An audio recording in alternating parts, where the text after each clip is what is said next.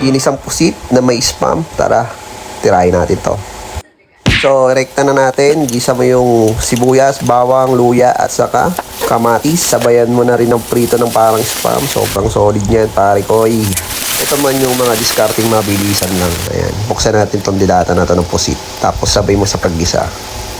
Alam mo man, hindi naman araw-araw may oras tayo magluto ng bongga. Minsan galing na tayo sa trabaho, pagod na, gutom pa, pero kailangan natin kumain. Dito na papasok yung mga mabilisang lutuan. Kaya nito, yung konting oras lang, yung meron pa rin tayo mahihain sa pagkainan na kung saan mabilisang lutuan na, sulit pa, at the same time, masustansya kahit papano. Kaya importante talaga meron tayong mga stock na ganitong dilata. Kahit papano, hindi naman para kainin araw-araw, kundi para may asahan ka kapag biglaan kulang sa oras, sa pera o sa lakas dahil pagod ka na sa trabaho. Kapag may dilata ka at konting gulay, goods na yan man. Kahit simple lang, pwede mo na rin gawing masarap yan at sapat kahit papano. Kasi ang totoong tipid, hindi lang dapat sa pera, kundi tipid na sa oras, tipid na rin sa pagod.